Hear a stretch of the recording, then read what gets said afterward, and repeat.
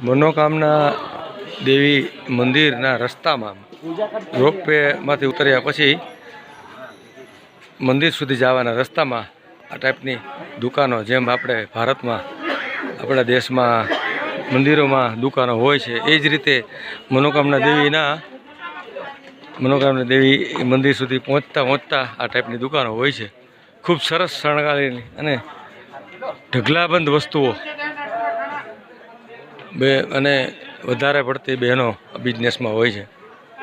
સરસ મજાની ડિઝાઇનિંગ ઘડિયાળો, લાકડાના અલગ અલગ જાતના વાસણો અને એવી દુકાનો ઢગલાબંધ છે. રેસ્ટોરન્ટ છે અને શુદ્ધ શાકાહારી, આખા નેપાળમાં શાકાહારી હોટલો બહુ ઓછી છે, પણ મનોકામના દેવી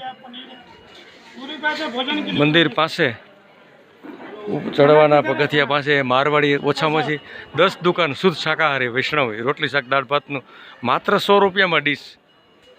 એ પણ એક ઘણું આશ્ચર્યજનક અમને લાગ્યું. દુકાનોની વચ્ચે આટલું સસ્તું પણ જમવાનું આપે છે. જય મા મનોકામના દેવી.